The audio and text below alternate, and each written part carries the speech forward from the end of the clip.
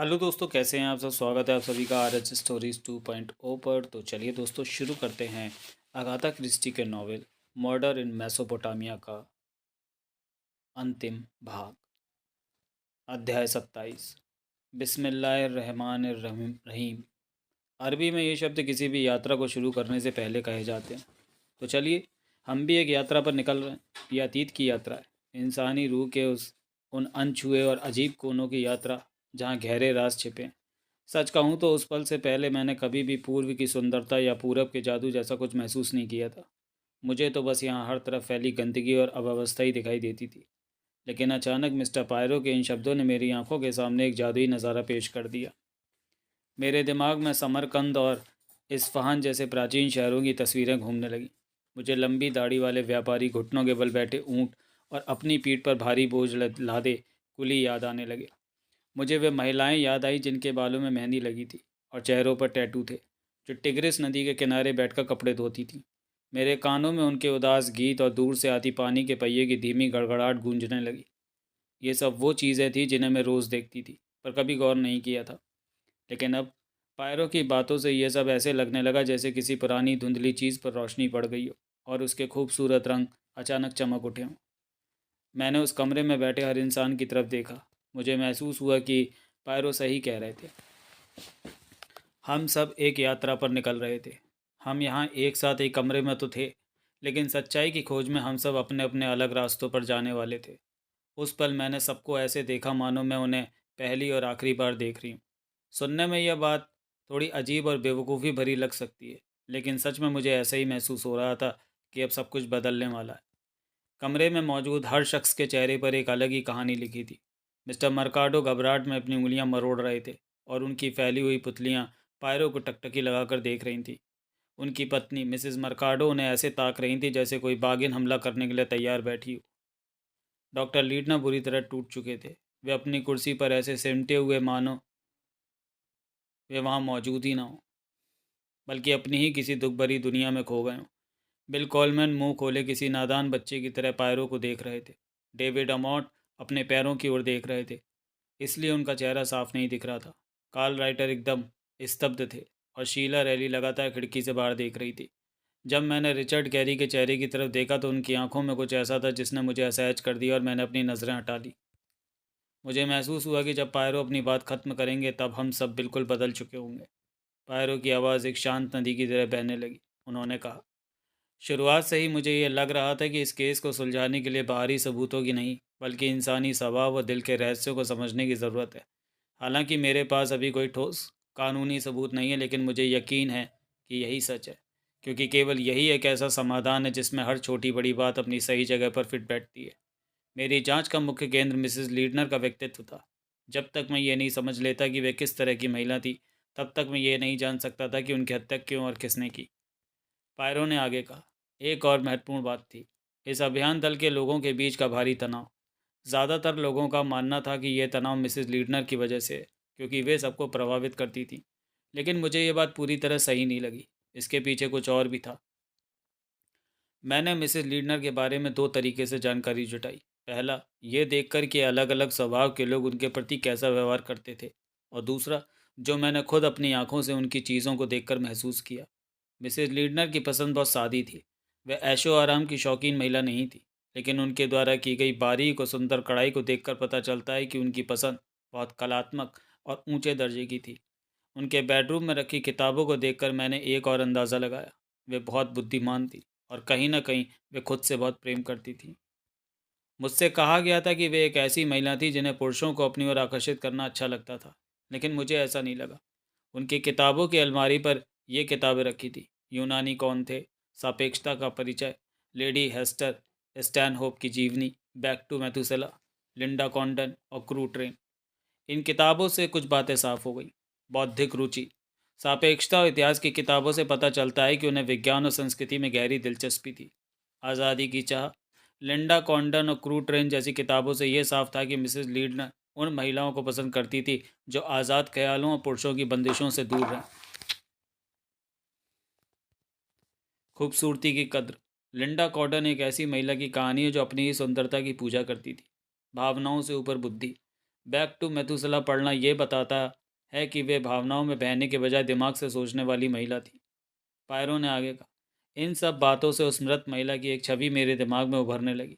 इसके बाद मैंने उनके करीबी लोगों के बयानों पर गौर किया, जिससे वह तस्वीर और भी साफ होती चली गई। पायरो ने अपनी बात को गहराई देते हुए कहा, डॉक्टर रेली और अन्य लोगों की बातों से मुझे ये साफ हो गया कि प्रकृति ने मिसेस लीडनर को न केवल सुंदरता दी थी, बल्कि उनके पास एक ऐसा जादुई आकर्षण था जो कभी कभी विनाशकारी साबित होता है। ऐसी महिलाएं जहाँ भी जाती हैं, अक्सर अपने पीछे अशांति और हिंसक घटनाओं का एक सिलसिला छोड़ जाती हैं। वे कभी दूसरों के लिए और कभी खुद के लिए मुसीबत का कारण बनती हैं। मुझे पूरा यकीन था कि वह खुद की पूजा करने वाली महिला थी, जिन्हें दूसरों पर अपना प्रभाव जमाने और सत्ता का एहसास करने में बहुत आनंद आता था। वे जहाँ भी होती थी, खुद को केंद्र में रखती थी और आसपास के हर व्यक्ति को उनके प्रभाव में आना ही पड़ता था। पायरो ने समझाया कि उनका प्रभाव लोगों पर दो तरह से पड़ता था, प्रशंसा और आकर्षण। कुछ लोग बहुत आसानी से उनके मुरीद बन जाते थे, जैसे नर्स लेथरन, जो एक उदार और दयालु महिला है। वे तुरंत उनकी सुंदरता और व्यक्तित्व से प्रभावित हो गई और खुलकर उनकी तारीफ की। डर और क्रूरता, जहाँ उन्हें लगता था कि किसी पर जीत पाना बहुत आसान है, वहाँ वे अपने स्वभाव के क्रूर पक्ष का इस्तेमाल करती थी। लेकिन ध्यान रहे, यह कोई सोची समझी क्रूरता नहीं थी। ये उनके लिए उतना ही स्वाभाविक था जितना एक बिल्ली का चूहे के साथ खेलना। अगर हम उनके सचेत मन की बात करें तो वे मूल रूप से एक दयालु महिला थीं। वे अक्सर लोगों की मदद करने और उनके प्रति उदार रहने की पूरी कोशिश करती थी। यानी उनके व्यक्तित्व में दया और एक अजीब किस्म की सहज क्रूरता दोनों साथ साथ चलते थे। पायरो ने आगे कहा, अब सबसे पहली और बड़ी पहेली उन गुमनाम पत्रों की थी। वे पत्र किसने और क्यों लिखे थे? मैंने खुद से एक सवाल पूछा, क्या मिसेज लीडनर ने वे पत्र खुद ही लिखे थे? इस सवाल का जवाब ढूंढने के लिए हमें बहुत पीछे जाना होगा, मिसेज लीडनर की पहली शादी के वक्त तक। यहीं से उनके जीवन की असली यात्रा शुरू होती है। हमें यह समझना होगा कि सालों पहले की युवा लुइस और आज की लुइस में कोई अंतर नहीं था। उस वक्त वे बहुत युवा और बेहद खूबसूरत थी, एक ऐसी जादुई सुंदरता जो इंसान की रूह को अपनी गिरफ्त में ले लेती है। लेकिन वे स्वभाव से अहंकारी भी थी। ऐसी महिलाएं शादी के बंधन का विरोध करती हैं। उन्हें पुरुषों का आकर्षण तो पसंद आता है, लेकिन वे किसी की होकर रहना पसंद नहीं करती। वे अपनी आज़ादी से प्यार करती हैं। फिर भी लुइस ने शादी की। उनके पहले पति फ्रेडरिक, यानी यकीनन एक बहुत ही मजबूत व्यक्तित्व वाले इंसान रहे होंगे, जिन्होंने लुइस को प्रभावित किया होगा। इसके बाद उनके पति की जासूसी और देशद्रोही गतिविधियों का सच सामने आया। लुइस ने वही किया जो उन्होंने नर्स लेथरन को बताया था। उन्होंने सरकार को अपने ही पति के खिलाफ जानकारी दे दी। लुइस ने इसे अपनी देशभक्ति बताया। लेकिन मेरा मानना है कि इंसान अक्सर अपने असली इरादों को छिपाने के लिए खुद को और दुनिया को धोखा देता है। लुइस ने शायद खुद को यह यकीन दिला दिया था कि उन्होंने ये सब देश के लिए किया, लेकिन हकीकत में वह अपने पति से छुटकारा पाना चाहती थी। उन्हें किसी के दबाव में रहना पसंद नहीं था। उन्हें यह बर्दाश्त नहीं था कि कोई उन पर हुक्म चलाए। उन्होंने अपनी आज़ादी वापस पाने के लिए देशभक्ति का सहारा लिया और अपने पति को रास्ते से हटा दिया। लुइस के मन में अपने पति को धोखा देने का एक गहरा पछतावा छिपा था, जो भविष्य में उनके साथ होने वाली घटनाओं की बड़ी वजह बनने वाला था। अब बात करते हैं उन धमकी भरे पत्रों की। मिसेस लीडनर बहुत खूबसूरत थी और पुरुष उनकी ओर खिंचे चले आते थे। कई बार वे भी पुरुषों की तरफ आकर्षित हुई, लेकिन हर बार एक धमकी भरा पत्र आ जाता और उनका रिश्ता टूट जाता। सवाल यह है कि वे पत्र किसने लिखे? उनके पहले पति फ्रेडरिक बॉसनर ने, उनके भाई विलियम ने, या खुद लुइस ने? इस गुत्थी को समझने के लिए पायरो ने दो तर्क दिए। पहला, जुनूनी पति का सिद्धांत। ये मुमकिन है कि फ्रेडरिक बॉसनर अपनी पत्नी लुइस से पागलों की तरह प्यार करता हो। लुइस ने उसे धोखा दिया था, इसलिए वो उसके सामने आने की हिम्मत तो नहीं करता था, पर उसने यह तय कर लिया था कि लुइस या तो उसकी रहेगी या किसी और की नहीं। वो उसे किसी और के साथ देखने के बजाय मरा हुआ देखना पसंद करता। दूसरा, लुइस का अपना नाटक। दूसरा तर्क यह है कि लुइस को शायद शादी के बंधन से नफरत थी। वे पुरुषों को लुभाना तो जानती थी, पर शिकार मिल जाने के बाद उन्हें उसमें कोई दिलचस्पी नहीं रहती थी। अपनी ज़िंदगी को फिल्मी और रोमांचक बनाने के लिए उन्होंने खुद ही लौटे हुए पति का नाटक रचा होगा। इससे वे एक दुखद नायिका बन जाती थी और उन्हें दोबारा शादी भी नहीं करनी पड़ती थी। सालों तक यही चलता रहा। जब भी शादी की बात आती, पत्र पहुंच जाता। लेकिन डॉक्टर लीडनर के मामले में कुछ अजीब हुआ। शादी से पहले उन्हें कोई धमकी भरा पत्र नहीं मिला। लुइस ने आराम से उनसे शादी कर ली और पत्र तब आने शुरू हुए जब वे मिसेज लीडनर बन चुकी थी। अगर लुइस खुद पत्र लिख रही थी, तो इसका मतलब है कि वे सच में डॉक्टर लीडनर से शादी करना चाहती थी। इसलिए उन्होंने खुद को कोई पत्र नहीं भेजा। लेकिन अगर ऐसा था, तो शादी के बाद उन्होंने दोबारा पत्र लिखना क्यों शुरू किया? क्या उन्हें नाटक करने की इतनी तलब थी कि वे रह नहीं पाई? और फिर 1.5 साल तक सन्नाटा क्यों रहा? पायरो ने दूसरे सिद्धांत पर विचार करते हुए कहा, अगर ये पत्र पहले पति फ्रेडरिक या उसके भाई ने लिखे थे, तो शादी के बाद पत्र भेजने का क्या तुक था? फ्रेडरिक नहीं चाहता था कि लुइस किसी और से शादी करे, तो उसने ये शादी रुकवाई क्यों नहीं? पहले तो वह ऐसा करने में हमेशा कामयाब रहा था। शादी होने का इंतज़ार करना और फिर धमकियां देना, ये कुछ अजीब था। इसका एक जवाब ये हो सकता है कि शायद वह उस वक्त विरोध करने की स्थिति में ना रहा हो। या तो वह जेल में था या कहीं विदेश में। अब बात करते हैं कमरे में गैस छोड़कर जान लेने की कोशिश की। किसी बाहरी व्यक्ति के लिए ऐसा करना नामुमकिन था। ये काम या तो डॉक्टर लीडनर कर सकते थे या खुद लुइस। डॉक्टर लीडनर के पास ऐसा करने की कोई वजह नहीं थी। इसलिए हम इसी नतीजे पर पहुंचते हैं कि लुइस ने खुद यह नाटक रचा था। लेकिन क्यों? क्या उन्हें और ज़्यादा ड्रामा चाहिए था? शादी के बाद वे दोनों 18 महीनों तक विदेश में शांति से रहे। उन्हें कोई धमकी नहीं मिली। लुइस का कहना था कि उन्होंने अपने सारे निशान मिटा दिए थे। पर यह बात बेतुकी है। डॉक्टर लीडनर एक मशहूर संग्रहालय के लिए काम करते थे। फ्रेडरिक चाहता तो 1 मिनट में उनका पता लगा सकता था और पत्र भेज सकता था। एक जुनूनी प्रेमी इतने साल चुप नहीं बैठता। तो फिर लगभग 2 साल बाद अचानक ये पत्र दोबारा क्यों शुरू हो गए? पायरो ने इस उलझन को सुलझाने के 3 रास्ते बताए। पहला, पत्र खुद मिसेज लीडनर लिख रही थी क्योंकि वे ऊब चुकी थी और उन्हें फिर से दुखद नायिका बनना था। दूसरा, पत्र असली फ्रेडरिक बॉसनर लिख रहा था। तीसरा, पत्र किसी तीसरे व्यक्ति ने लिखे थे, एक ऐसा इंसान जो लुइस के अतीत और पुराने पत्रों के बारे में जानता था और अब उनकी नकल कर रहा था।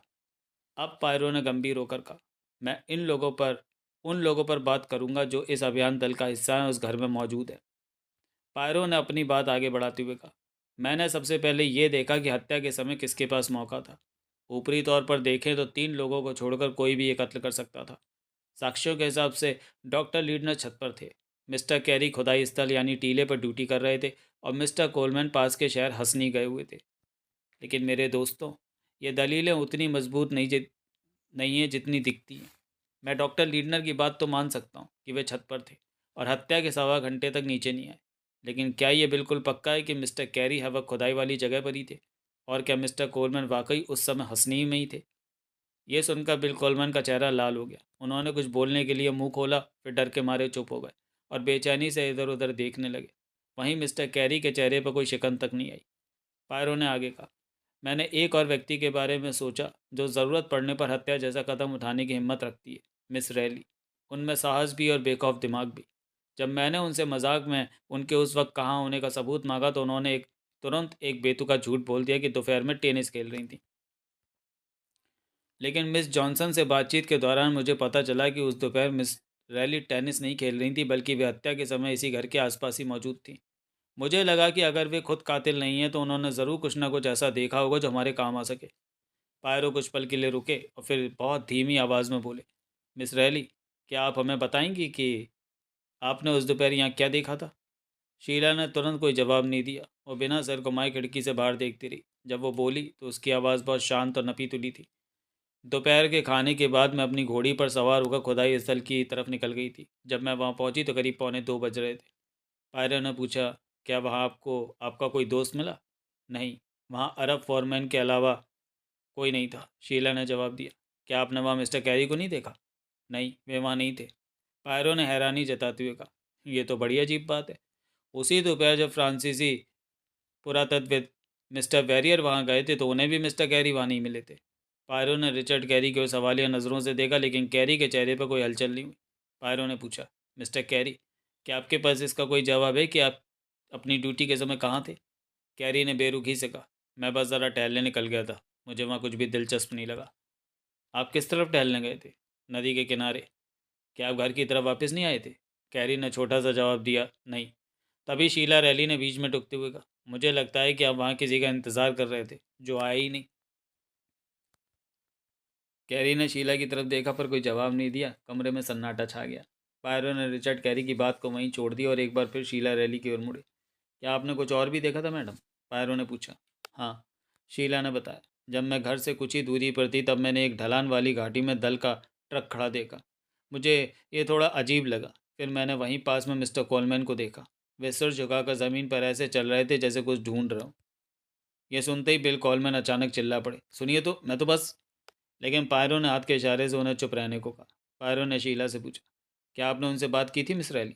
नहीं, मैंने बात नहीं की। उसने जवाब दिया। क्यों? लड़की ने धीमी आवाज़ में कहा। क्योंकि उनका व्यवहार बहुत अजीब था। वे बार बार चौंक जाते थे और बहुत ही संदिग्ध तरीके से इधर उधर देख रहे थे, जैसे कोई चोरी छिपे कुछ करता है। उन्हें देखकर मुझे बहुत अजीब लगा, इसलिए मैंने अपने घोड़े का मुंह मोड़ा और वहाँ से चली गई। मुझे नहीं लगता कि उन्होंने मुझे देखा होगा, क्योंकि मैं उनसे थोड़ी दूर थी और वे अपने काम में बहुत मग्न थे। देखिए मिस बिल कोलमैन अब और चुप नहीं रह सके। माना कि मेरी हरकतें संदिग्ध लग रही थी, लेकिन मेरे पास इसका बिल्कुल सही जवाब है। दरअसल एक दिन पहले मैंने खुदाई में मिली एक कीमती मोहर अलमारी में रखने के बजाय गलती से अपनी जेब में डाल लिया था, और मैं उसके बारे में भूल गया। बाद में मुझे एहसास हुआ कि वो मेरी जेब से कहीं गिर गई है।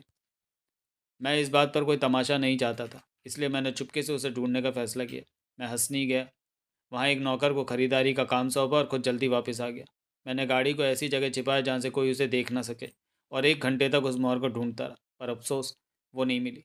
फिर मैं वापस गाड़ी में बैठा और घर आ गया। सबको यही लगा कि मैं अभी अभी हंसनी से लौटा हूँ। पायरों ने प्यार से पूछा, तो आपने सबको धोखे में रखा? ऐसी स्थिति में ये सामान्य बात है कि नहीं? कोलमैन ने कहा। मैं इस बात से बिल्कुल सहमत नहीं हूँ, पायरों ने टोकते हुए कहा। कोलमैन चिढ़कर बोले, अरे छोड़िए, मेरा सिद्धांत है कि मुसीबत मोल मत लो। आप मुझ पर कोई इल्ज़ाम नहीं लगा सकते। मैं कभी आंगन के अंदर गया ही नहीं, और आपको ऐसा कोई गवाह नहीं मिलेगा जो कहे कि उसने मुझे अंदर जाते देखा। पायरों ने ठंडे दिमाग से जवाब दिया, यही तो असली समस्या रही है। नौकरों ने गवाही दी थी कि बाहर से कोई अजनबी अंदर नहीं आया। उनसे ये नहीं पूछा गया था कि क्या अभियान दल का कोई सदस्य अंदर आया था। तो अब पूछ लीजिए, कोलमैन ने चुनौती दी। अगर किसी नौकर ने मुझे या कैरी को अंदर जाते देखा होगा तो मैं अपनी हार मान लूंगा। पायरों ने समझाते हुए कहा, यही तो बात है। वे किसी अजनबी को तो तुरंत पहचान लेते, लेकिन क्या वे अभियान दल के किसी सदस्य पर ध्यान देते? आप लोग दिन भर घर के अंदर बाहर आते जाते रहते हैं। नौकरों के लिए इतनी सामान्य बात है कि शायद उन्हें याद भी ना रहे कि कब कौन अंदर आया।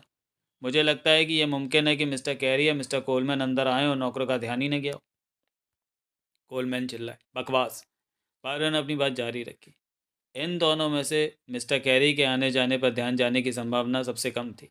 मिस्टर कोलमैन सुबह कार से गए थे, और उनसे कार से ही लौटने की उम्मीद थी, इसलिए उनका पैदल आना शायद किसी की नज़र में आ जाता। बिल्कुल आता, कोलमैन ने समर्थन में कहा।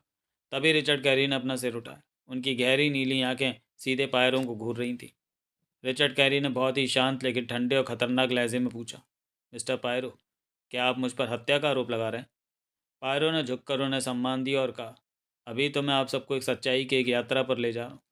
मैंने अब तक एक बात साबित कर दी है कि इस अभियान दल के सभी सदस्य और नर्स लैद्रन भी हकीकत में हत्या कर सकते थे। किसके लिए ये काम कितना मुश्किल था वो एक अलग बात है। पायरों ने आगे कहा, मैंने हथियारों और मौक़ों की जांच कर ली है, और अब मैं मकसद की बात करूंगा। मुझे पता चला है कि आप में से हर किसी के पास मिसेस लीडनर को मारने की कोई ना कोई वजह हो सकती थी। ओ मिस्टर पायरो, मैं? नर्स लैद्रन चिल्लाई। मेरे पास क्या मकसद होगा? मैं तो एक अजनबी हूँ, और अभी कुछ दिन पहले ही यहाँ आई हूँ। पायरो मुस्कुराए। अरे नर्स, क्या मिसेस लीडनर को इसी बात का डर नहीं था, बाहर से आने वाला कोई अजनबी? लेकिन लेकिन डॉक्टर रैली तो मेरे बारे में सब जानते थे, उन्होंने ही तो मुझे यहाँ भेजने की सलाह दी थी। मैंने सफाई दी। पायरो ने तर्क दिया, वे आपके बारे में उतना ही जानते थे जितना आपने उन्हें बताया था। पहले भी कई बार ऐसा हुआ है जब धोखेबाजों ने नर्स बनकर लोगों को चूना लगाया है। मैंने तुरंत कहा, आप सेंट क्रिस्टोफर अस्पताल को पत्र लिखकर मेरे बारे में पूछ सकते हैं। फिलहाल चुप रहिए, पायरो ने मुझे टोकते हुए कहा। जब तक आप बहस करती रहेंगी मैं आगे नहीं बढ़ पाऊंगा। मैं ये नहीं कह रहा कि मुझे आप पर शक है। मैं बस इतना कह रहा हूँ कि अगर मैं अपना दिमाग खुला रखूँ तो ये भी मुमकिन है कि आप वो ना हो जो होने का नाटक कर रही हैं। आप जानती हैं, कई पुरुष और महिलाएं वेश बदलने में माहिर होते हैं। क्या पता फ्रेडरिक का भाई युवा विलियम बॉसनर ही वेश बदल कर यहाँ रह रहा हो। मैं, नर्स लैद्रन, पायरों को खरी खोटी सुनाने ही वाली थी। क्या उन्हें सच में लगता है कि मैं कोई आदमी हूँ जो औरत का वेश धरकर यहाँ आई हूँ? वाकई? लेकिन उन्होंने इतने ज़ोरदार और पक्के इरादे से बोलना शुरू किया कि मुझे अपना इरादा बदलना पड़ा। पायरों ने कहा, अब मैं बिना किसी डर के खुलकर बोलने जा रहा हूँ। यह बहुत ज़रूरी है। मैं इस घर के अंदर चल रही हर हलचल और लोगों के असली चेहरों को सबके सामने लाने वाला हूँ। मैंने यहाँ मौजूद हर व्यक्ति का बहुत बारीकी से अध्ययन किया। सबसे पहले डॉक्टर लीडनर को देखिए। मुझे जल्दी यकीन हो गया कि अपनी पत्नी के प्रति उनका प्रेम ही उनके जीवन की सबसे बड़ी सच्चाई थी। वे इस दुख से पूरी तरह टूट चुके हैं। नर्स लैद्रन के बारे में मैं पहले ही कह चुका हूँ। अगर वे औरत का वेश बदल कर आई हैं तो वे इसमें बहुत माहिर हैं। लेकिन अब मुझे विश्वास होने लगा है कि वे वही हैं जो उन्होंने बताया था, एक बहुत ही काबिल अस्पताल नर्स। मैंने बीच में टोकते हुए गुस्से में कहा, इसके लिए आपका कोई शुक्रिया नहीं। पायरो ने मेरी बात अनसुनी कर दी और आगे बढ़े। मेरा ध्यान तुरंत मिस्टर और मिसेस मर्काडो की तरफ गया। वे दोनों ही बहुत डरे हुए घबराए हुए लग रहे थे। मैंने सबसे पहले मिसेस मर्काडो के बारे में सोचा। क्या वे हत्या कर सकती थीं? और अगर हाँ, तो उनका मकसद क्या हो सकता था? पायरो ने आगे विश्लेषण करते हुए कहा। मिसेस मर्काडो का शरीर काफ़ी कमज़ोर और दुबला पतला था। पहली नज़र में तो ये मुमकिन नहीं लगता था कि उनमें लुइस जैसी स्वस्थ महिला को एक भारी पत्थर से मार गिराने की ताकत होगी। लेकिन अगर लुइस उस समय ज़मीन पर घुटनों के बल बैठी होती तो ये शारीरिक रूप से मुमकिन था। और एक महिला दूसरी महिला को आसानी से घुटनों के बल बैठा सकती है, जैसे अपनी स्कर्ट का किनारा ठीक करने के लिए पिन लगाने को कहना। अब सवाल आता है मकसद का। नर्स लैथरन ने मुझे बताया था कि मिसेस मर्काडो अक्सर लुइस को नफरत भरी नज़रों से देखती थी। मिस्टर मर्काडो को भी लुइस के आकर्षण में थे, लेकिन मुझे नहीं लगता कि यह कत्ल सिर्फ जलन की वजह से हुआ था। मिसेस मर्काडो जानती थी कि लुइस को उनके पति में कोई दिलचस्पी नहीं थी।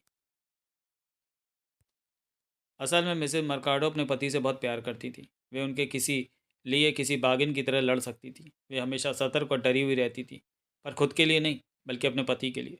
जब मैंने मिस्टर मर्काडो को गौर से देखा तो मुझे असल समस्या समझ आ गई। मिस्टर मर्काडो एक नशेड़ी थे और उनकी नशीले दवाओं की लत अपनी चरम सीमा पर थी। पायरो ने कमरे में बैठे लोगों को समझाते हुए कहा, आप सबको शायद ये बताने की ज़रूरत नहीं है कि लंबे समय तक नशा करने से इंसान की सोचने और समझने और सही गलत का फैसला करने की शक्ति खत्म हो जाती है। नशे की हालत में व्यक्ति ऐसे अपराध भी कर बैठता है जिनकी उसने कभी कल्पना भी नहीं की होती। कई मामलों में नशेड़ियों ने हत्या तक की है, और ऐसे अपराधी खुद को बहुत चालाक समझने लगते हैं। पायरो ने अपनी बात जारी रखी। मुझे लगा कि शायद मिस्टर मर्काडो के अतीत में कोई शर्मनाक या अपराधी घटना छिपी थी, जिसे उनकी पत्नी ने अब तक दुनिया से छिपा कर रखा था। उनका पूरा करियर दांव पर लगा था। अगर वह राज बाहर आ जाता तो मिस्टर मर्काडो पूरी तरह बर्बाद हो जाते। मिसेस मर्काडो हमेशा चौकन्नी रहती थी, लेकिन लुइस लीडनर से सावधान रहना मुश्किल था। लुइस बहुत चालाक थी और उन्हें दूसरों पर काबू पाना पसंद था। यह मुमकिन है कि उन्होंने डरा धमकाकर उस बेचारे आदमी यानी मर्काडो से उनका राज उगलवा लिया। लुइस के स्वभाव को देखते हुए यह मुमकिन था कि वह उस राज को किसी भी वक्त खोलकर विनाश कर सकती थी। तो मर्काडो दंपति के पास हत्या की एक बड़ी वजह थी। मुझे यकीन था कि मिसेस मर्काडो अपने पति को बचाने के लिए किसी भी हद तक जा सकती थी, और उन 10 मिनटों में जब आंगन खाली था, उन दोनों के पास मौका भी था। मिसेस मर्काडो गुस्से में चिल्लाई, ये झूठ है। लेकिन पायरो ने उन पर कोई ध्यान नहीं दिया। इसके बाद मैंने मिस जॉनसन के बारे में सोचा।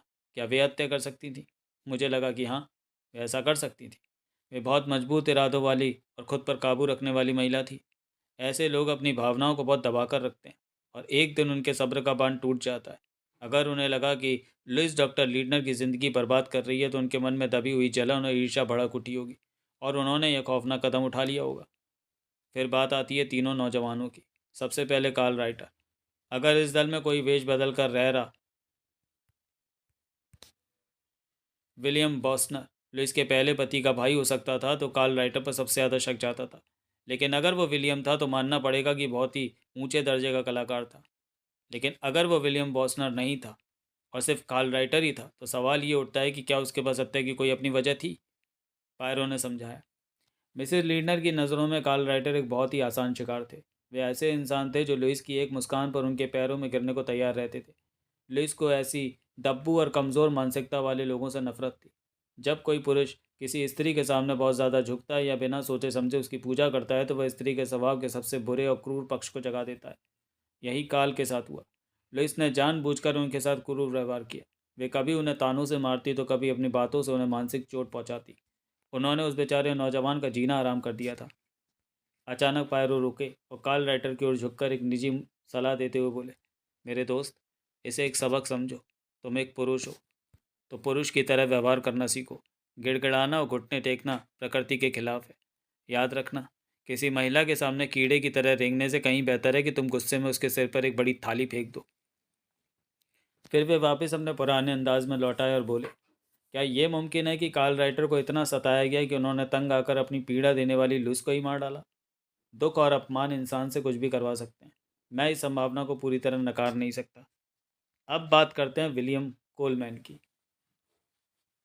मिस रैली के मुताबिक उस दोपहर उनका व्यवहार बेहद संदिग्ध था। अगर वे कातिल हैं तो इसका सिर्फ एक ही मतलब हो सकता है कि उनके हंसमुख चेहरे के पीछे विलियम पॉसनर का खतरनाक राज छिपा है।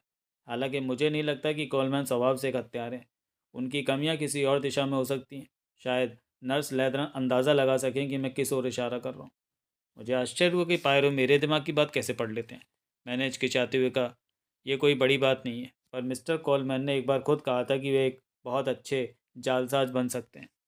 पायरो ने मुस्कुराते हुए कहा, बहुत अच्छा पॉइंट है। इसका मतलब है कि अगर उन्हें पुराने धमकी भरे पत्र मिल जाते तो वे आसानी से उनकी नकल कर सकते थे। अरे अरे अरे, फिल कॉलमैन चिल्लाए, इसे ही तो साजिश कहते हैं। पायरो रुके नहीं, उन्होंने आगे कहा, यह पक्का कहना मुश्किल है कि वे विलियम वॉसनर हैं या नहीं। कोलमैन ने हमेशा अपने अभिभावक की बात की है, पिता की नहीं, इसलिए इस संभावना को पूरी तरह खारिज नहीं किया जा सकता। कोलमैन गुस्से में बुदबुदाए, बेवकूफ़, आप सब इस आदमी की बकवास क्यों सुन रहे हैं? ये मेरी समझ से बाहर है। पायरो ने आगे बढ़ते हुए कहा, अब इन 3 युवकों में से सिर्फ मिस्टर एमॉट बचे हैं। वे भी विलियम बॉसनर हो सकते हैं, लेकिन मुझे जल्दी एहसास हो गया कि मैं उनके मन की बात कभी नहीं जान पाऊंगा। वे अपने राज छिपाने में बहुत माहिर हैं। पूरे दल में वे इकलौते ऐसे व्यक्ति थे जो मिसेस लीडनर के असली स्वभाव को बखूबी पहचानते थे। वे लुइस को जैसी थी वैसा ही देखते थे, बिना किसी दिखावे के। शायद लुइस भी उनके इस बेरुखी वाले रवैये से दुखी और नाराज़ रही होंगी। मैं दावे के साथ कह सकता हूँ कि पूरे अभियान दल में अगर कोई अपनी बुद्धि और क्षमता से एक सोची समझी हत्या को अंजाम दे सकता था तो वे मिस्टर एमॉटी थे। पहली बार डेविड अबॉट ने अपने जूतों से नजरें हटाकर ऊपर देखा और हल्की सी मुस्कान के साथ कहा, शुक्रिया। पायरन ने अपनी बात खत्म करते हुए कहा, मेरी लिस्ट में अब आखिरी 2 लोग बचे हैं, रिचर्ड कैरी और फादर लेविग्नी। नर्स लैथरन और बाकी लोगों को यही लगता था कि रिचर्ड कैरी और मिसेज लीडनर एक दूसरे को पसंद नहीं करते। वे दोनों एक दूसरे से बहुत ही औपचारिक और ठंडा व्यवहार करते थे। लेकिन मिस रैली का मानना कुछ और ही था, और जल्दी मुझे भी यकीन हो गया कि मिस रैली सही थी। मैंने मिस्टर कैरी को बातों में उलझाकर और उकसाकर सच जानने की कोशिश की। वे उस समय भारी मानसिक तनाव में थे और अब भी हैं। जब कोई इंसान अंदर से पूरी तरह टूटा हुआ हो तो वह सच को ज़्यादा देर तक छिपा नहीं पाता। पायरो ने आगे कहा, मिस्टर कैरी ने मुझसे बहुत ईमानदारी से कहा कि वे मिसेज लीडनर से नफरत करते थे, और मैं जानता हूँ कि वे सच बोल रहे थे। लेकिन सवाल यह है कि वे उनसे नफरत क्यों करते थे। जैसे कुछ महिलाओं में जादू होता है, वैसे ही मिस्टर कैरी में भी एक गजब का आकर्षण था, जिसे आज की भाषा में सेक्स अपील कहते हैं। शुरुआत में वे अपने दोस्त और मालिक डॉक्टर लीडनर के प्रति पूरी तरह वफादार थे और उनकी पत्नी में उन्हें कोई दिलचस्पी नहीं थी। लुइस लिंडर को यह बात बर्दाश्त नहीं हुई। उन्हें हर किसी पर अपना प्रभुत्व जमाना पसंद था, इसलिए उन्होंने रिचर्ड कैरी को अपने वश में करने की ठान ली। लेकिन यहाँ एक ऐसी बात हुई जिसकी उम्मीद किसी को नहीं थी। शायद अपनी ज़िंदगी में पहली बार लुइस खुद अपने ही बिछाए जाल में फंस गई। उन्हें रिचर्ड कैरी से सच्चा और गहरा प्यार हो गया। रिचर्ड कैरी उनके इस आकर्षण का विरोध नहीं कर पाए, यही उनके मानसिक तनाव की असली वजह है। वे दो विरोधी भावनाओं के बीच पिस रहे थे। वे लुइस से प्यार करते थे, लेकिन साथ ही उनसे नफरत भी करते थे। वे नफरत इसलिए करते थे क्योंकि लुइस की वजह से वे अपने दोस्त डॉक्टर लीडनर के साथ गद्दारी कर रहे थे। दुनिया में उस नफरत से बड़ी कोई नफरत नहीं होती जो उस पुरुष के मन में पैदा होती है जिसे उसकी इच्छा के विरुद्ध किसी स्त्री से प्यार करने के लिए मजबूर होना पड़े। पायरो ने गंभीर होकर कहा, मेरे पास वे सभी कारण मौजूद थे जिनकी मुझे तलाश थी। मुझे पूरा यकीन था कि रिचर्ड कैरी के लिए सबसे स्वाभाविक कदम यही होता कि वे उस खूबसूरत चेहरे पर पूरी ताकत से वार करते जिसने उन्हें अपनी गिरफ्त में ले लिया था। शुरू से ही मुझे लग रहा था कि लुइस लीडनर की हत्या जुनून में किया गया अपराध है। मिस्टर कैरी इस तरह के जुर्म को अंजाम देने के लिए बिल्कुल सटीक व्यक्ति थे। अब बात करते हैं फादर लेविग्नी की। जब मैंने गौर किया कि उनके द्वारा बताए गए अजनबी के हुलिये और नर्स लैदरन के बताए हुलिये में ज़मीन आसमान का अंतर है, तो मेरा शक उन पर गहरा गया। गवाहों की बातों में थोड़ा बहुत अंतर तो आम है, पर यहाँ वे जानबूझकर एक तिरछी आंखों वाले लक्षण पर जोर दे रहे थे ताकि हम भटक जाएं। जल्दी साफ हो गया कि नर्स लैदरन का विवरण सही था और फादर लेविग्नी का बिल्कुल गलत। ऐसा लग रहा था मानो वे जानबूझकर हमें गुमराह कर रहे थे और नहीं चाहते थे कि वो आदमी पकड़ा जाए। इसका मतलब है कि फादर लेविग्नी उस रहस्यमयी आदमी के बारे में ज़रूर कुछ जानते थे। उन्होंने उस आदमी से बात भी की थी, लेकिन हमारे पास सिर्फ वही जानकारी थी जो फादर ने हमें दी। एक और महत्वपूर्ण बात, जब नर्स लैदरन और लुइस ने उस इराकी आदमी को खिड़की से झांकते देखा तो सबको लगा कि वह लुइस के कमरे की खिड़की है। लेकिन जब मैं खुद उस जगह जाकर खड़ा हुआ जहाँ से उन्होंने देखा था, तो मुझे एहसास हुआ कि वहाँ से एंटिका रूम यानी प्राचीन वस्तुओं वाला कमरा की खिड़की भी वैसी ही दिखती है। वो आदमी शायद लुइस को नहीं बल्कि कीमती पुरावशेषों को देख रहा था। पायरो ने आगे कहा, उस रात जब घर में अलार्म बजा तो कोई कीमती वस्तुओं वाले कमरे में घुसा था। हालांकि वहां से कुछ भी चोरी नहीं हुआ, लेकिन दिलचस्प बात यह है कि डॉक्टर लीडनर के पहुंचने से पहले ही फादर लेविग्नी वहां मौजूद थे। उन्होंने रोशनी देखने की कहानी सुनाई, पर यह सिर्फ उनका अपना बयान था जिसका कोई गवाह नहीं था। मुझे फादर लेविग्नी पर शक होने लगा। जब मैंने सुझाव दिया कि वे शायद लुइस के पहले पति फ्रेडरिक बॉसनर हो सकते हैं, तो डॉक्टर लीडनर से ने इसे मानने से इनकार कर दिया। उनका कहना था कि फादर लेविग्नी एक मशहूर विद्वान है, लेकिन मैंने सोचा कि ऐसा नहीं हो सकता कि असली फादर लेविग्नी की जगह कोई और वेश बदल कर यहाँ आ गया हो। जांच करने पर पता चला कि इस अभियान दल में फादर लेविग्नी को पहले किसी ने नहीं देखा था। किसी चतुर व्यक्ति के लिए उनका रूप धारण करना बहुत आसान था। असली फादर को रोकने के लिए बस एक टेलीग्राम काफ़ी था। वैसे भी इस खुदाई में अब तक बहुत कम शिलालेख मिले थे, इसलिए थोड़ी बहुत जानकारी रखने वाला कोई भी व्यक्ति नकली फादर बनकर काम चला सकता था। साफ था कि फादर लेविग्नी एक धोखेबाज थे, लेकिन क्या वे फ्रेडरिक बोस्नर थे? हालत हालात इस तरफ इशारा नहीं कर रहे थे। पायरो ने मुस्कुराते हुए कहा, मैंने फादर लेविग्नी से लंबी बात की। क्योंकि मैं खुद एक कैथोलिक हूँ और कई पादरियों को जानता हूँ, मुझे तुरंत महसूस हुआ कि वे अपनी भूमिका सही से नहीं निभा पा रहे हैं। उनका व्यवहार एक धार्मिक व्यक्ति जैसा बिल्कुल नहीं था, लेकिन एक अलग रूप में वे मुझे बहुत परिचित लगे। वे बिल्कुल उन लोगों जैसे थे जिनसे मैं अक्सर मिलता रहता हूँ, पर वे पादरी नहीं थे। अपनी शंका दूर करने के लिए मैंने कुछ टेलीग्राम भेजना शुरू कर दिया। पायरो ने बताया, अनजाने में ही नर्स लैदना ने मुझे एक बहुत बड़ा सुराग दे दिया। जब हम पुरानी चीज़ों वाले कमरे यानी एंटिका रूम में सोने के गहनों की जांच कर रहे थे, तो नर्स ने बताया कि एक सोने के प्याले पर मोम का एक टुकड़ा चिपका हुआ मिला है। जैसे ही मैंने फादर जैसे ही मैंने और फादर लेविग्नी ने मोम शब्द सुना, फादर के चेहरे के हाव भाव बदल गए। बस उसी पल मैं समझ गया कि वे यहाँ क्या खेल खेल रहे हैं। पायरो सीधे डॉक्टर लीडनर की ओर मुड़े और बोले, डॉक्टर लीडनर, मुझे ये बताते हुए बहुत दुख हो रहा है कि आपके कमरे में रखा सोने का प्याला, खंजर और गहने अब असली नहीं है। वे बहुत ही सफाई से बनाई गई नकली चीज़ें। असली सामान चोरी हो चुका है। फादर लेविग्नी, जिनका असली नाम राउल मेनियर है, फ्रांस का एक बहुत ही शातिर चोर है। वह अजायब घरों से कीमती चीज़ें चुराने में माहिर है। उसका साथी अली यूसुफ एक जौहरी है, जो असली गहनों की हूबहू नकल तैयार कर लेता है। वे लोग मोम का इस्तेमाल करके असली गहनों का साँचा बनाते थे और फिर उनकी जगह नकली गहने रख देते थे। यह चोर ट्यूनिस में चोरी की योजना बना रहा था। तभी आपका टेलीग्राम उसके हाथ लग गया। असली फादर लेविग्नी बीमार थे और उन्होंने आने से मना कर दिया था, लेकिन मैनियर ने चालाकी से उस टेलीग्राम को गायब किया और ख़ुद आपकी टीम का हिस्सा बनकर यहाँ आ गया। उसे पता था कि इराक के इस दूर दराज इलाके में कोई उसे पहचान नहीं पाएगा। पायरो ने समझाया, मैनियर और उसके साथी की योजना बहुत साफ थी। फादर लेविनी यानी मैनियर मोम से असली गहनों की छाप लेते और उनका साथी अली उनकी हुबहू नकल तैयार करता। दुनिया में ऐसे कई शौकीन लोग हैं जो बिना कोई सवाल पूछे असली प्राचीन चीज़ों के लिए मुंह मांगी कीमत देने को तैयार रहते हैं। फादर लेविग्नी का काम बस इतना था कि वे रात के अंधेरे में असली सामान को नकली से बदल दें। उस रात जब मिसेज लिंडर ने आवाज़ सुनी तो फादर लेविग्नी वास्तव में चोरी ही कर रहे थे। पकड़े जाने के डर से उन्होंने तुरंत एक झूठी कहानी बना ली कि उन्होंने कमरे में कोई रोशनी देखी थी।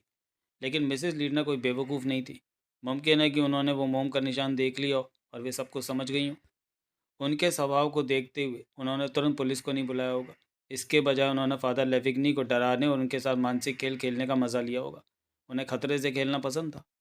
शायद उन्होंने ये खेल बहुत लंबा खींच दिया। मुमकिन है फादर लेविग्नी ने खतरा भांप लिया हो और ख़ुद को बचाने के लिए उन पर हमला कर दिया हो। लेकिन सवाल वही था, राहुल मैनियर एक शातिर चोर ज़रूर है, पर वे क्या एक खूनी भी है? पायरो कमरे में टहलने लगे।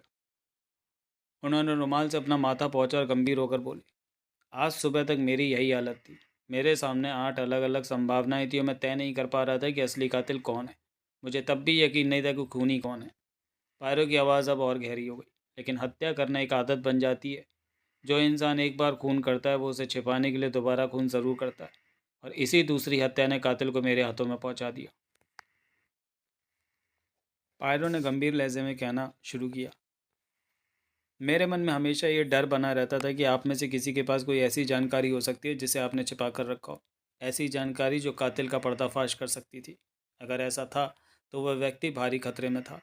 शुरुआत में मुझे सबसे ज़्यादा चिंता नर्स लैदरन की थी। वे बहुत फुर्तीली हैं और उनका दिमाग बहुत खोजी है। मुझे डर था कि कहीं उन्हें कोई ऐसी बात ना पता चल जाए जो उनकी जान के लिए खतरा बन जाए। लेकिन जैसा कि आप जानते हैं, दूसरी हत्या हुई, पर मरने वाला व्यक्ति नर्स लैदरन नहीं बल्कि मिस जॉनसन थी। सच तो यह है कि मैं अपनी सोच और तर्क के बल पर सही कातिल तक पहुंच ही जाता, लेकिन मिस जॉनसन की हत्या ने मेरा काम आसान कर दिया और मुझे कातिल तक बहुत जल्दी पहुंचा दिया। इस दूसरी घटना से कम एक संदिग्ध तो पूरी तरह लिस्ट से बाहर हो गया, खुद मिस जॉनसन। क्योंकि मैंने एक पल के लिए भी ये नहीं माना कि उन्होंने खुदकुशी की थी। उनकी मौत साफ तौर पर एक कत्ल था। तो चलिए अब इस दूसरी हत्या के सबूतों और तथ्यों की बारीकी से जांच करते हैं। पहला तथ्य, रविवार की शाम नर्स लेदर ने मिस जॉनसन को रोते हुए देखा था। उसी शाम मिस जॉनसन ने एक कागज़ का टुकड़ा जलाया था जिसकी लिखावट उन डरावने गुमनाम पत्रों जैसी ही थी। दूसरा तथ्य, अपनी मौत से एक शाम पहले मिस जॉनसन छत पर बहुत डरी हुई हैरान खड़ी थी। उन्होंने नर्स से कहा था, मैंने देख लिया है कि कोई बाहर से अंदर कैसे आ सकता है और किसी को भनक तक नहीं लगेगी।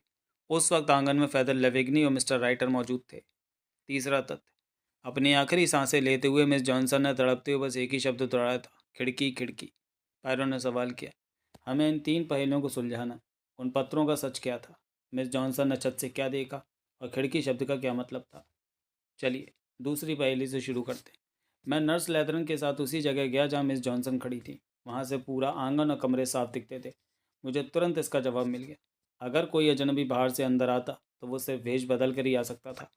और वेश बदलने के लिए सबसे आसान हुलिया किसका था? फादर लेविग्नी का।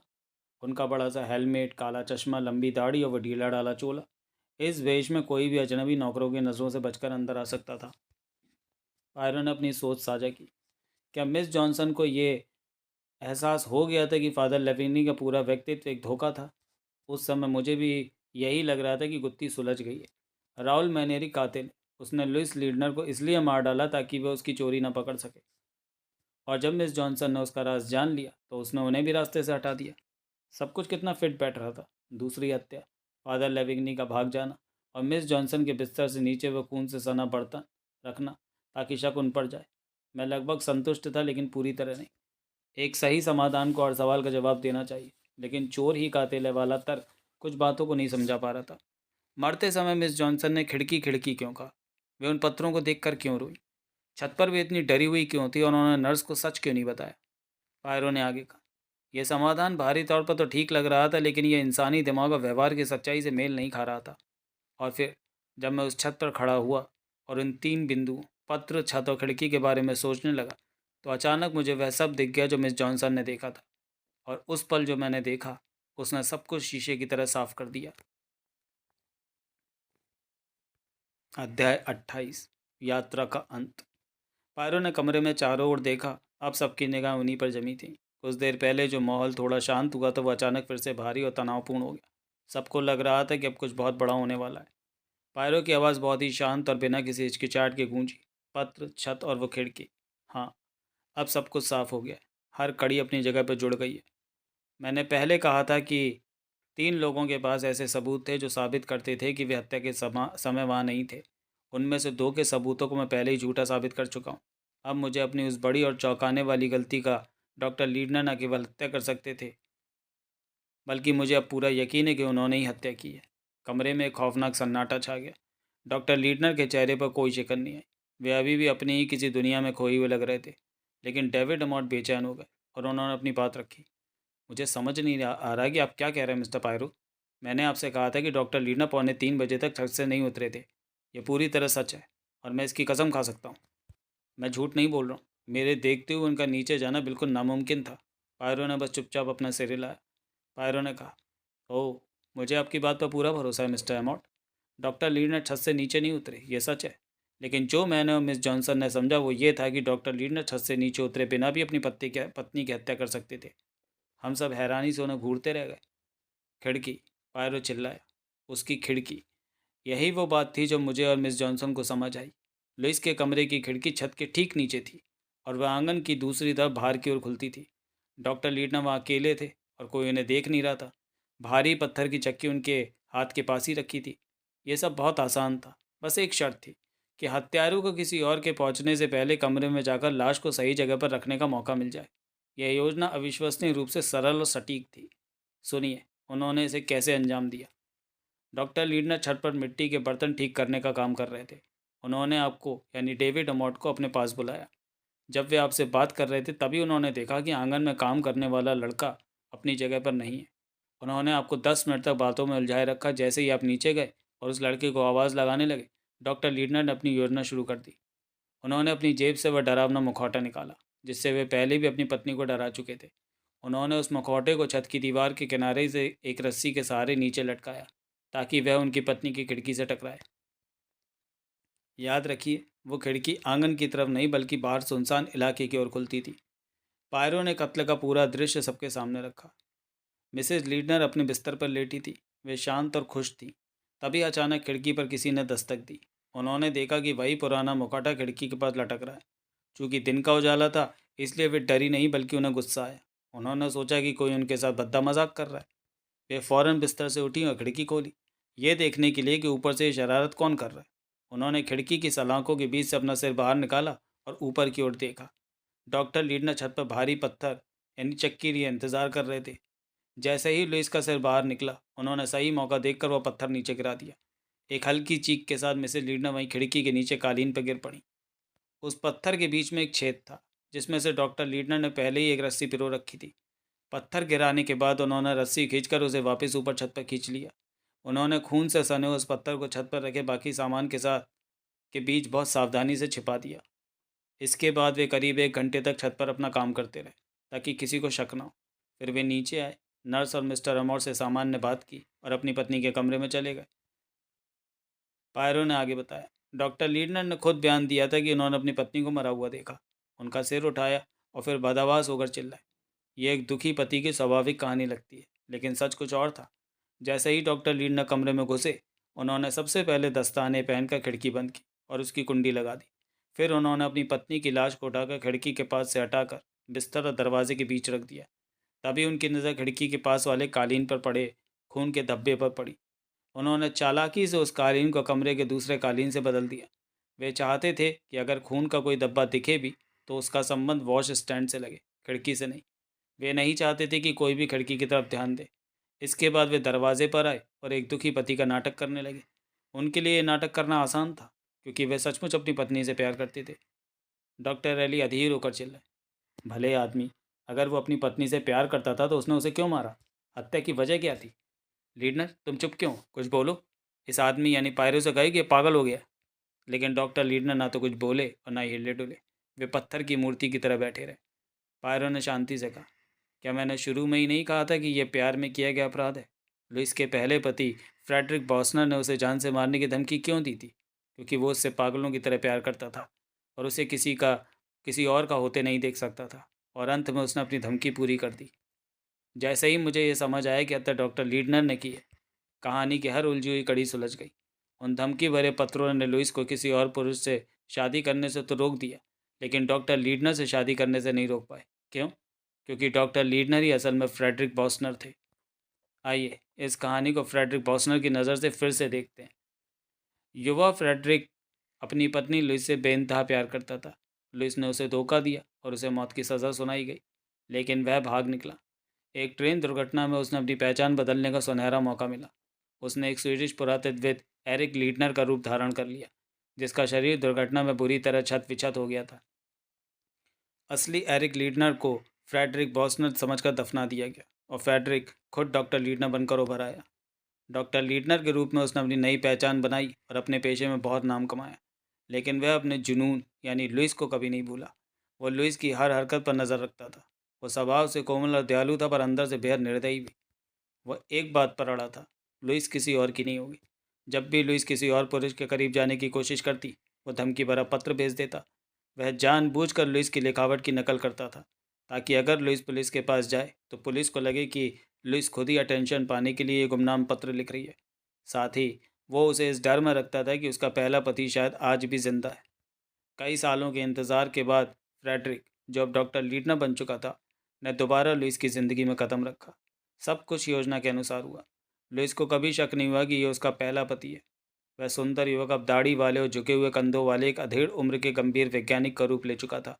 पहले की तरह फ्रेडरिक ने लुइस पर अपना प्रभाव जमाया और लुइस उससे शादी करने को तैयार हो गई।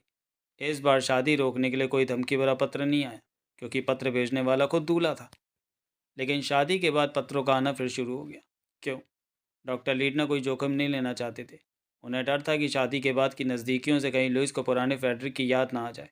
इसलिए उन्होंने खुद को, एरिक लीडनर को, फ्रेडरिक बोसनर से अलग साबित करने के लिए नाटक रचा। उन्होंने फ्रेडरिक की तरफ से डॉक्टर लीडनर को धमकी भरे पत्र लिखे। यहाँ तक कि गैस से दम घोटने वाली बचकानी घटना भी उन्होंने खुद ही रची, ताकि लुइस को यकीन हो जाए कि फ्रेडरिक कोई और है जो बाहर कहीं छिपा है। इसके बाद 2 साल तक सब ठीक रहा, लेकिन अचानक पत्रों का सिलसिला फिर शुरू हो गया। इसकी वजह साफ थी, फ्रेडरिक की हमें धमकी हमेशा सच थी। वो लुइस को प्यार तो करता था, लेकिन उसका स्वभाव बहुत निर्दयी था। उसने साफ कर दिया था कि लुइस या तो उसकी होगी या मौत की। जब उसे पता चला कि लुइस का झुकाव रिचर्ड कैरी की तरफ हो गया तो उसने बिना किसी शोर शराबे के बहुत ही शांत दिमाग से लुइस को रास्ते से हटाने की योजना तैयार की।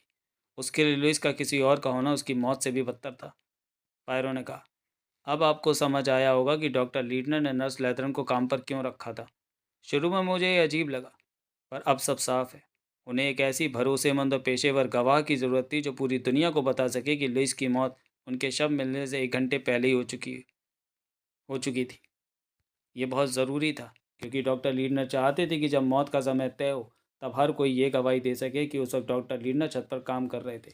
नर्स की गवाही ने उनका पर होने वाले हर शक को ख़त्म कर दिया।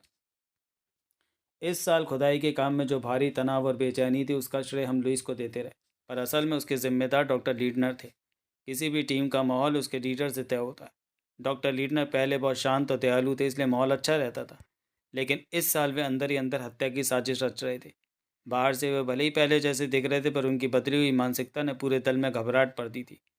अब बात करते हैं मिस जॉनसन की। डॉक्टर लीडनर के कागजात ठीक करते समय उन्हें उन गुमनाम पत्रों का एक रफ मसौदा मिल गया होगा।